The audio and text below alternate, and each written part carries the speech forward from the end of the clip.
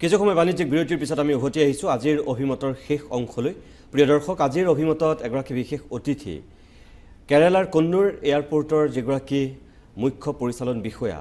উৎপল বৰুৱা, অসমৰে সন্তান। তেখেতক আমি অতিথি কৰিছোঁ। এটা এয়াৰপোৰ্ট কেনেকৈ চলোৱা হয়, কেনেকৈ চলে আৰু তাৰ আভ্যন্তৰীণ যিবিলাক কথা বতৰা, সেই সন্দৰ্ভত আমি কথা পাতিছোঁ। মই বৰুৱা ডুঙৰ, আমি অনুষ্ঠানটো শেষ কৰিম, শেষৰ ফাললৈ আহিছোঁ। উত্তৰ পূৰ্বাঞ্চলৰ দুৱাৰমুখ বুলি কোৱা হয় আমাৰ বৰ্জাৰ আন্তঃৰাষ্ট্ৰীয় বিমানবন্দৰটো। কিন্তু সঁচা অৰ্থত ধৰক আজিও যি ধৰণে গুৱাহাটী এই বৰ্জাৰ বিমানবন্দৰটো মানে আটকধুনীয়া হ'ব লাগিছিল, এতিয়া অলপ ঠিক কৰিছে, কিন্তু বহু বছৰ ধৰি মানে একেবাৰে তথৈবচ অৱস্থাতেই আছিল চাগে। ক'বলৈ বেয়া, শুনিবলৈও বেয়া হয়তো, আপুনি মোতকৈ বেছি ভালকৈ জানিব। কাৰণ আমি ধৰক এতিয়া কেলকাতা এয়াৰপৰ্টটোৰ কথাই যদি আমি কওঁ, বাকীবিলাকৰ কথা বাদ দি, যে কেলকাতা এয়াৰপৰ্টটো যিসকলে মানে আমাৰ অসমৰ কথা কৈছোঁ, যিসকলে তুলনা কৰে তেওঁলোকে গম পায় যে আমাৰ এখন সাগৰ আৰু এটা পুখুৰী যেন লাগে তাৰমানে আমাৰ এয়াৰপৰ্টটো। কিন্তু বিদেশী পৰ্যটক ধৰক যেতিয়া অসমলৈ আহে, তেওঁলোকতো ফ্লাইটতে আহে ন, আহি গুৱাহাটী এয়াৰপৰ্টতে নামিয়ে এটা ধাৰণা তেওঁলোকে অনুভৱ কৰে চাগে, মোৰ তেনেকুৱা লাগে। কাৰণ আপুনি যেতিয়া আমেৰিকালৈ যাব, নিউয়ৰ্কত যদি আপুনি নমাৰ লগে লগে আপোনাৰ যিটো অনুভৱ হ'ব, আপুনি ইংলেণ্ডলৈ গৈ লণ্ডন এয়াৰপৰ্টত নমাৰ লগে লগে আপোনাৰ যিটো অনুভৱ হ'ব, অসমলৈ আহি গুৱাহাটী বিমানবন্দৰত নামি যিটো অনুভৱ হ'ব, মই সেই অনুভৱটোৰ কথা কৈছোঁ। আপুনি নাভাবেনে যে আমাৰ বহুতখিনি কৰিবলগীয়া আছে, বা আমাৰ চৰকাৰৰো এই ক্ষেত্ৰত বহুতখিনি আৰু দায়িত্ব আছে? নিশ্চয়। আপুনি যদি উড়ান স্কিমটো চাই, উড়ান স্কিমত ষ্টেট গভৰ্ণমেণ্টৰ কৰিব লগা ধেৰ আছে। তাত আপুনি আজিকালি সেইবিলাক পাব্লিক ডমেইনত এভেইলেবল, সকলোৱে গম পায়। মই এটা উদাহৰণ দিব খুজিছোঁ। অন্ধ্ৰপ্ৰদেশৰ চন্দ্ৰবাবু নাইডু প্লেন প্ৰগ্ৰেমত বৰ ভাল, আপুনি জানেই চাগে, হায়দৰাবাদখনৰ তেওঁ গোটেই সলনি কৰি দিছিল। এতিয়া 13খন জিলাত তেওঁ 13টা এয়াৰপৰ্টৰ প্লেন কৰিছে। তাৰ কাৰণে তেওঁৰ চৰকাৰখন এটা ডিপাৰ্টমেণ্ট কৰি দিছে। নামটো হৈছে অন্ধ্ৰপ্ৰদেশ এয়াৰপৰ্ট ডেভেলপমেণ্ট কৰ্পৰেশ্যন। মোৰে বন্ধু এজন তাৰ CEO, মই ভালকৈ জানো। তেওঁলোকে 13খন জিলাত 13টা এয়াৰপৰ্ট, তেওঁলোকে প্লেইনত, হিলিও নহয়। অৰ্থাৎ সেই দৃষ্টিকোণেৰে আমাৰ অসমত কেইটা এয়াৰপৰ্ট লাগে, হয়নে? আৰু আপুনি যদি চাই কেৰেলা হওক বা গোৱা হওক বা অন্ধ্ৰ হওক, প্ৰত্যেকতে মই দেখিছোঁ ৰাজ্য চৰকাৰৰ এটা বিভাগ থাকে যোনে চিভিল এভিয়েশ্যনৰ এই কামবিলাক চায়।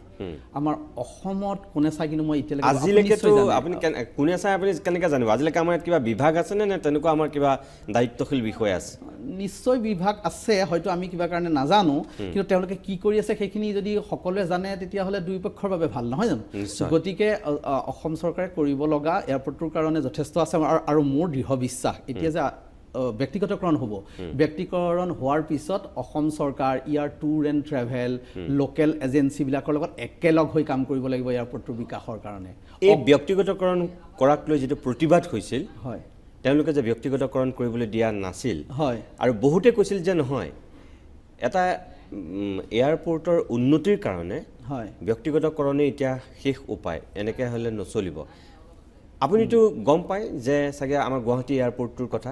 কিমান লাভ লোকচানত চলি আছে আচলতে। এয়াৰপৰ্ট গুৱাহাটী এয়াৰপৰ্টেই নহয়, উত্তৰ পূৰ্বাঞ্চলৰ আটাইকেইটা এয়াৰপৰ্ট লছ মেকিং, এটাতো প্ৰফিট নহয় দেই। আৰু যিটো আপুনি প্ৰতিবাদৰ কথা কৈছে, সেইবোৰ মানে ব্যক্তিগতকৰণ হ'ব লাগে নে নালাগে, সেইটো এটা অকণমান বেলেগ বিষয়। আপোনাৰ মতে লাগে নে নালাগে? এতিয়াতো আৰু সেই পৰ্যায়ত নাই যে মই এইটো ব্যক্তিগত হ'ব নালাগে বুলি ক'লে ৰৈ যাব, কাৰণ এইটো ব্যক্তিগত হ'লেই অলৰেডি। গতিকে আমি হোৱাৰ কথালৈ পাওঁ। এতিয়া যিহেতু ব্যক্তিগত হ'লেই, গতিকে এই ব্যক্তিগতকৰণত এয়াৰপৰ্টটোলৈ যেনেকুৱা চেঞ্জ আহিব, যেনেকুৱা পৰিৱৰ্তন আহিব, সেই পৰিৱৰ্তনখিনি এই অঞ্চলটোৰ বাবে আৰু ইয়াৰ থলুৱা মানুহৰ কাৰণে লাভৱান হ'ব লাগে। এতিয়ালৈকে যিখিনি হোৱা নাছিল, চৰকাৰী ছেটআপত থাকোঁতে এতিয়ালৈকে যিখিনি হোৱা নাছিল, এতিয়া হ'ব লাগে। আপুনি কওকচোন, উত্তৰ পূৰ্বাঞ্চলৰ মানুহ বিদেশলৈ যায় নে নাযায় বাৰু? যায়, নিশ্চয় যায়। গুৱাহাটী এয়াৰপৰ্টৰ পৰা কেইখন বিদেশলৈ জাহাজ চলে? নচলেই। তেতিয়াহ'লে কিয়? হয়নে নহয়? এইবিলাক একেবাৰে সাধাৰণ তৃণমূল পৰ্যায়ৰ কিছুমান প্ৰশ্ন। অন্ততঃ বেংককলৈ, অন্ততঃ ছিংগাপুৰলৈ ইয়াৰ পৰা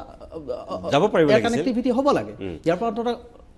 আৰু এটা কথা মোক আপুনি কওক, যে যিটো মানে ছাৰ্ভিচ, হয়, আপুনি বিদেশৰ বিমান যাত্ৰীৰ যিটো মানে সেৱা পায়, আমাৰ ইয়াৰ যিটো সেৱা পাব লাগে হয় বহুত তফাত আছে বহুত তফাত মানে আপুনি কাষ্টমাৰ সাৰ্ভিসৰ কথা কৈছে নহয় জানো customer service quality customer service দিবৰ বাবে বহুত উপাদানৰ প্ৰয়োজন আৰু ভাৰতবৰ্ষত যিয়েই নহওক কাৰণ ট্ৰেইনিঙো এটা প্ৰশিক্ষণো এটা মই এটা উদাহৰণ দিব পাৰোঁ নেকি আপোনাক মই ফিলিপিনছৰ পৰা এবাৰ মই যেতিয়া দিল্লীলৈ আহিছিলোঁ তেতিয়া মই ছিংগাপুৰেদি অহা যোৱা কৰিব লাগে ছিংগাপুৰত যেতিয়া মই নামিলোঁ মোৰ হাতত 3 ঘণ্টা সময় আছে দেই মোক ৱাইফাই পাছৱৰ্ডটো লাগে আৰু তাৰ কাৰণে আপোনাৰ কিয়স্কবিলাক বনাই থোৱা আছে ইনফৰমেশ্যন ডেস্কবিলাক বনাই থোৱা আছে মই এটা ডেস্কলৈ গ'লোঁ লগে লগে ল'ৰাজন থিয় হ'ল মই বোলো মোৰ ফোনটোৰ কাৰণে এটা ৱাইফাই দিয়া তেওঁ মোলৈ ফোনটোলৈ চাই কৈছে আপুনি যদি ফোনটো মোক দিয়ে মই 2 মিনিট মই লগে লগে আপোনাক এইটো কনফিগাৰ কৰি দিব পাৰোঁ মই দিয়াৰ লগে লগে তেওঁ কনফিগাৰ কৰি লগে লগে মোক দি দিলে লগতে কাগজখনো দি দিলে পিছত মই দেখিছোঁ কাগজখনৰ পিছফালে লিখা আছে দেই যদি এইটো আইফোন হয় এনেকৈ কৰিব যদি এণ্ড্ৰইড হয় এনেকৈ কৰিব মই খুব হেপী ঠিক মই ঘূৰিবলৈ লৈছোঁ ঠিক তেনেকুৱাতে কৈছে এক্সকিউজ মি আপোনাৰ হাতত মই এটা লেপটপো দেখিছোঁ আপুনি যদি লেপটপত ৱাইফাই প্ৰয়োজন হয় তেতিয়াহ'লে এইটো লৈ যাওক মন কৰিছে তেওঁলোকে সেই পৰ্যায়ৰ অৰ্থাৎ কেতিয়াও হোল হাৰ্টেডলি সেই ছাৰ্ভিচটো পেচেঞ্জাৰক দিব খুজিছে মই কাষ্টমাৰ ছাৰ্ভিচৰ লগত মই কিমান সুখী পাই গ'লো নে নাই হয়নে 29 বিশতকৈ জোখত বেছি পালে আপুনি হয় মানে কথাটো এনেকুৱা যেনে 30ৰ ভিতৰত যদি 5 মাৰ্ক হয় 29 পালে আপুনি ফেইল কৰে হয়নে কিন্তু 31 পালে আপুনি পাছ কৰে তাৰমানে 29 আৰু 31ৰ মাজত কিমান ডিফাৰেঞ্চ সেই 2 নম্বৰ যে that 2 marks makes the difference আপুনি আশা কৰাতকৈ অকণমান বেছি পাইছে সেই যদি বেছি পাই যায় তেতিয়াহ'লে আপুনি ছাকচেছফুলি কাষ্টমাৰ ছাৰ্ভিচ কৰিব পাৰিছে কিন্তু আমাৰ ভাৰতবৰ্ষত কি হয় কাষ্টমাৰ ছাৰ্ভিচ বৰ ইম্পৰ্টেণ্ট বুলি নাভাবে তাৰ কাৰণে প্ৰশিক্ষণ তাৰ কাৰণে দিব লগা টুলছ ছিংগাপুৰৰ কাষ্টমাৰ ছাৰ্ভিচৰ যিবিলাক এমপ্লয়ী তেওঁলোকৰ হাতত এটা পেড থাকে সেই পেডটোত আপুনি যিকোনো ইনফৰমেশ্যন সুধিলে তেওঁলোকে যদি নাজানে লগে লগে সংগ্ৰহ কৰি আপোনাক দি দিব পাৰে সেইবিলাক আমাৰ ভাৰতবৰ্ষৰ এয়াৰপৰ্টে এতিয়ালৈকে খুব এছেঞ্চিয়েল টুল বুলি ভবা হোৱা মই অনুষ্ঠানটোৰ শেষৰ ফাললৈ আহিছোঁ যিহেতু মই আপোনাক আৰু এটা কাৰণত ধৰক আজি অতিথি কৰিছোঁ আপুনি যে গোৱাত ইমান দীৰ্ঘ সময় থাকিল গোৱাৰ পৰ্যটন উদ্যোগটো আপুনি দেখিলে ওচৰৰ পৰা দেখিলে মই এয়াৰপৰ্টটো ভাল হোৱাত এই কাৰণেই জোৰ দি আছোঁ বা মোৰ আপোনাক সুধিব কথাখিনি এই কাৰণেই মই সুধি আছোঁ যে ইয়াৰ লগত এটা পৰ্যটনৰ বিকাশৰ দিশ থাকে আপুনি সেই সন্দৰ্ভত বহুত লিখা মেলাও কৰি আছে আপুনি প্ৰান্তিকতো লিখিছে বা স্বাধীনতো আপুনি লিখা মেলা কৰি থাকে এটা কথা যে আমাৰ ইয়াত পৰ্যটন উদ্যোগটোৰ উন্নতিৰ কাৰণে প্ৰিয়ংকা চোপ্ৰাক আমাৰ আনিলে কিন্তু বহুতেই কয় যে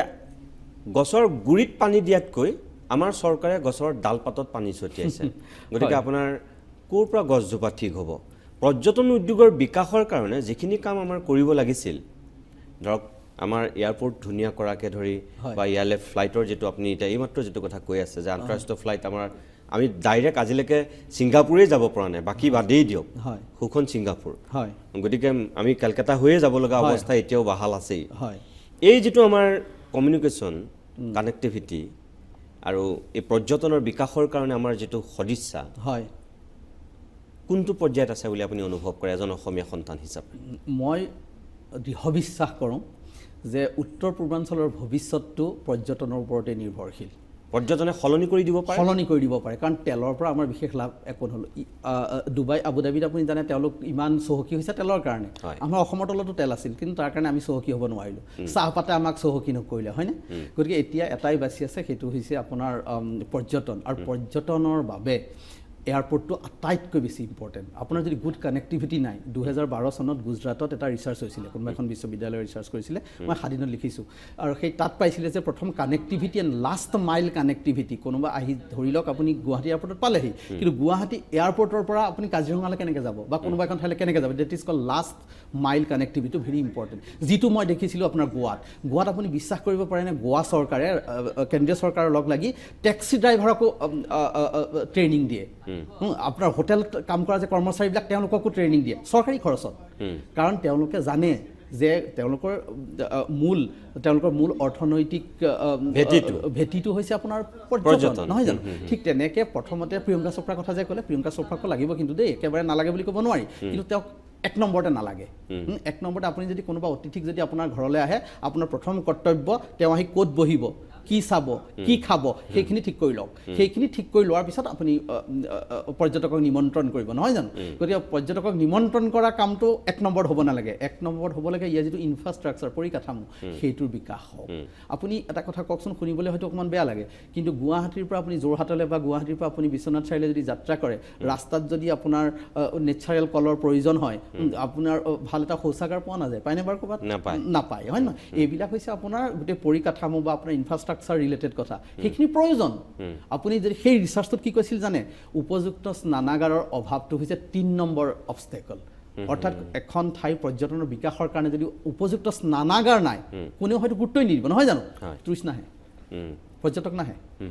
গতিকে এই গোটেই ঘটনাবিলাকৰ এটা ৰিচাৰ্চ হ'ব লাগে মই আপোনাৰ ফেব্ৰুৱাৰী মাহৰ 2016 চনত বিধানসভা গঠন হোৱাৰ আগে আগে এটা প্ৰবন্ধ লিখিছিলোঁ আৰু তাত মই কৈছিলোঁ যে নিৰ্বাচনী ইস্তাহাৰৰ এটা অংশ হ'ব লাগে যে আমি পৰ্যটনৰ বাবে ভাল কাম কৰিম আটাইবিলাক 126 জনে সেইটো কমিটমেণ্ট দিব লাগে ৰাইজক আৰু হোৱাৰ পিছত কোনোবা এখন ইউনিভাৰ্চিটি বা IIMক এটা দায়িত্ব দিব লাগে যে আমাৰ কেনেধৰণৰ পৰ্যটন আমাৰ ইয়াত বিকাশ হোৱাৰ সম্ভাৱনা আছে কৈ থাকিলে এইটো নহ'ব গড় চাবলৈ অহা গড়টো চোৱাৰ পিছত আৰু কি গড় চাই ঘূৰি যাবলৈ ইউৰোপৰ পৰা এজন মানুহ আহিবনে বাৰু নহয় জানো আমাৰ ব্ৰহ্মপুত্ৰখনকে যদি আমি কমাৰ্চিয়েলাইজ কৰিব খোজোঁ মনেটাইজ কৰিব খোজোঁ তেতিয়াহ'লে কেনেকুৱা কাম কৰিব লাগিব সেইবিলাক আমাক ৰিচাৰ্চ কৰি পেলাই কোনোবাই ক'ব লাগে কোৱাৰ পিছত আৰু সেইবিলাক ট্ৰেন্সপাৰেণ্ট হ'ব লাগে লুকুৱাই ৰখাৰ কোনো প্ৰয়োজন নাই আৰু সেইবিলাক জনাৰ পিছত ৰাইজ চৰকাৰ আৰু বিভিন্ন ধৰণৰ সংগঠনে একেলগ হৈ কাম কৰিব লাগে তেনেকুৱা হ'লে পৰ্যটনৰ বিকাশ হ'ব আপুনি ভাবকচোন আমাৰ ইয়াতো উদ্যোগ নাই উত্তৰ পূৰ্বাঞ্চলত নহয় জানো এই যে ল'ৰা ছোৱালী আছে যিবিলাক মিডিয়কাৰ একেবাৰে অসমৰ পৰা ওলাই যাব পৰা নাই তেওঁলোকৰ ভৱিষ্যত কিহক লৈ তেওঁলোকে জীয়াই থাকিব আপোনাৰ এগ্ৰিকালচাৰৰ ভৱিষ্যত কি বা এগ্ৰিকালচাৰ হ'লেও সেইখিনি যাবৰ কাৰণে আপোনাৰ কাৰ্গোৰ ব্যৱস্থাটো লাগিব নহয় জানো গতিকে পৰ্যটনৰ বাবেই হওক বা আন কাৰণতেই হওক আমাৰ এয়াৰপৰ্টটো বিকাশৰ বৰ প্ৰয়োজন উত্তৰ পূৰ্বাঞ্চলত হাব এণ্ড স্পোক নামৰ এটা কানেক্টিভিটিৰ প্ৰয়োজন কেতিয়াবা সময় পালে আকৌ কম কিন্তু মই ভাবোঁ যে উত্তৰ পূৰ্বাঞ্চলৰ বিকাশৰ বাবে আমাৰ আগন্তুক প্ৰজন্মৰ বিকাশৰ বাবে পৰ্যটন উদ্যোগটো আৰু আমাৰ এয়াৰপৰ্টৰ বিমান পথৰ বিকাশ হোৱাটো বৰ প্ৰয়োজন মই শেষ কৰিব লাগিব আপোনাক ধন্যবাদ জনাইছোঁ এইখিনি আজি মোক সময় দিয়াৰ কাৰণে এইখিনি কথা কোৱাৰ কাৰণে শেষত মই এটাই প্ৰশ্ন কৰিছোঁ যদি সুবিধা পায় কেতিয়াবা গুৱাহাটী এয়াৰপৰ্টৰ আপুনি দায়িত্ব ল'বলৈ সাজুনে যদি কেতিয়াবা আহিবনে তেতিয়া অসমলৈ উভতি আহিবনে সেইটো কৈছোঁ তাৰমানে মই সৰ্বমুঠ মোৰ ছাত্ৰ জীৱনকে ধৰি 31 বছৰ বাহিৰত আছোঁ গতিকে যিকোনো সুযোগ তেনেকুৱা সুযোগ পালে মই অসমলৈ ঘূৰি অহাৰ আগ্ৰহী মোৰ আটাইতকৈ জীৱনৰ দুখটো যে মোৰ 2টা ল'ৰাক মই অসমৰ বাহিৰত ডাঙৰ কৰিব লগা হ'ল সিহঁতৰ শিপাডাল মই অসমীয়া কৰি ৰাখিব নোৱাৰিলোঁ গতিকে নিশ্চয় আহিম কিন্তু এতিয়া মই কন্নড়ত এনেকুৱা কিছুমান কাম হাতত লৈছোঁ যে সেই কামখিনি যদি মই সম্পূৰ্ণ কৰাৰ সুযোগ পাওঁ ভাল লাগিব আৰু তেনেকুৱা গুৱাহাটী এয়াৰপৰ্টৰ লগত মোৰ কথা ওলোৱা নাই যদি কেতিয়াবা ওলায় তেতিয়াহ'লে সেইটোতো মোৰ কাৰণে এটা আশীৰ্বাদৰ নিচিনা কথা হ'ব বৰ ভাল পাম আৰু আপুনি যে এনেকুৱা এটা বিষয় যিটো অতি প্ৰয়োজন কিন্তু মানুহে খুব বিশদভাৱে নাজানে এনেকুৱা এটা বিষয় যে আপুনি ৰাইজক জনাব খুজিলে তাৰ বাবে মই আপোনাৰ চেনেল আপোনালৈ সমূহ কৰ্মকৰ্তালৈ মোৰ ধন্যবাদ জনাইছোঁ ঠিক আছে আপোনাৰ ভৱিষ্যত উজ্জ্বল কামনা কৰিছোঁ ধন্যবাদ প্ৰিয় দৰ্শক আজিৰ অভিমতত এগৰাকী অসমীয়া সন্তান যিগৰাকীয়ে কেৰালাৰ কন্নুৰ ইণ্টাৰনেশ্যনেল এয়াৰপৰ্টটো আন্তঃৰাষ্ট্ৰীয় বিমান কোচটো তেখেতে পৰিচালনা কৰে মুখ্য পৰিচালন বিষয়া হিচাপে তাত কৰ্মৰত এটা বিমান কোচ কেনেকৈ পৰিচালনা কৰা হয় বিমান কোচটোৰ উন্নতি মানে এখন ৰাজ্যৰ কি ধৰণে প্ৰগতিৰ পথত আগবাঢ়ে পৰ্যটন বা উদ্যোগৰ ক্ষেত্ৰত এটা বিমান কোচৰ কি ধৰণৰ অৱদান থাকে কিছু আভাস দিবৰ কাৰণেই তেখেতক আজি মই ষ্টুডিঅ'লৈ আমন্ত্ৰণ কৰিছিলোঁ তেখেত বিভিন্ন বিমান কোচত কাম কৰাৰ অভিজ্ঞতাৰে পুষ্ট এগৰাকী ব্যক্তি আটাইতকৈ গুৰুত্বপূৰ্ণ কথা গোৱাৰ নিচিনা আটাইতকৈ ভাৰতবৰ্ষৰ অন্যতম এটা পৰ্যটনৰ আকৰ্ষণৰ কেন্দ্ৰবিন্দু হোৱা স্থানত গোৱা ইণ্টাৰনেশ্যনেল এয়াৰপৰ্টত তেখেতে এটা সময়ত কাম কৰিছিল 7 বছৰকৈ ধৰি কেনেকৈ মুখ্যমন্ত্ৰীয়ে সেই এয়াৰপৰ্টটোৰ বিকাশৰ কাৰণে গুৰুত্ব দিছিল তেখেতে আজিৰ অভিমতত কৈছে আমাৰ মুখ্যমন্ত্ৰীও তেনেকুৱা ভূমিকা কিমান লৈছে সেয়া আমি নাজানো আশা কৰিম পৰ্যটন উদ্যোগিক সকলো বিকাশৰ কাৰণে আমাকো কিন্তু আন্তঃৰাষ্ট্ৰীয় পৰ্যায়ৰ নামত নহয় কামত থকা এটা বিমান বন্দৰ লাগে যিটোৰ পৰা ৰাজ্যখনৰ প্ৰগতি হ'ব উঠি অহা প্ৰজন্মই নতুন দিগন্তৰ সোপান ৰচিব পাৰিব জাতিটোৰ উন্নতি হ'ব সেই আশাৰে আজিৰ এই অভিমত ইমানতে সামৰিছোঁ নমস্কাৰ